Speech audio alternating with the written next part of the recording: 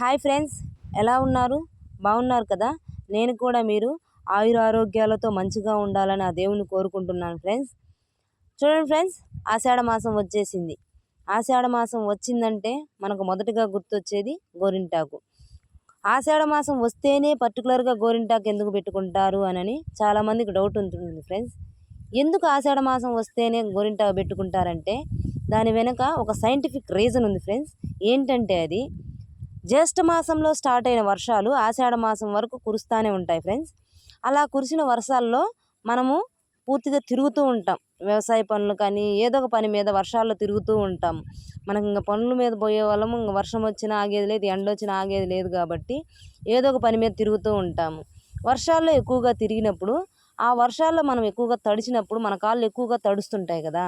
అలా తడిచినప్పుడు గోర్లల్లోకి అనేక రకాల క్రిములు చేరుతుంటాయి ఫ్రెండ్స్. కాళ్ళకైనా కానీ చేతులకైనా కానీ తడిచినప్పుడు గోర్లల్లో అనేక రకాల క్రిములు చేరుతుంటాయి.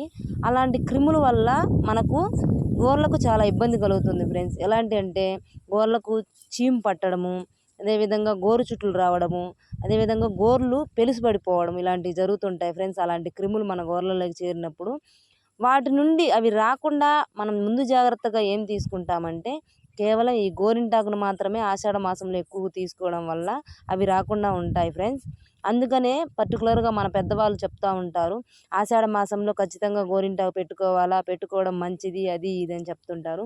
అదేవిధంగా కొత్తగా పెళ్ళైన వాళ్ళైతే ఖచ్చితంగా పెట్టుకోమని చెప్తారు ఫ్రెండ్స్. ఎందుకంటే సౌభాగ్యానికి మంచిది అని కొత్తగా పెళ్ళైన వాళ్ళని గోరింటాకు పెట్టుకోండి ఖచ్చితంగా అని చెప్తూ ఉంటారు. ఇది ఫ్రెండ్స్, నాకు ఆషాఢ మాసంలో గోరింటాకు ఎందుకు పెట్టుకుంటారనేది ఇది మా పెద్దవాళ్ళు చెప్తే విన్నాను. మీకు కూడా మీ పెద్దవాళ్ళు ఏమైనా చెప్పుంటే నాకు కామెంట్ చేయండి ఫ్రెండ్స్. అదేవిధంగా నా వీడియో మీకు నచ్చినట్లయితే లైక్ చేయండి ఫ్రెండ్స్, కామెంట్ చేయండి ఫ్రెండ్స్, షేర్ చేయండి ఫ్రెండ్స్. Okay friends, bye.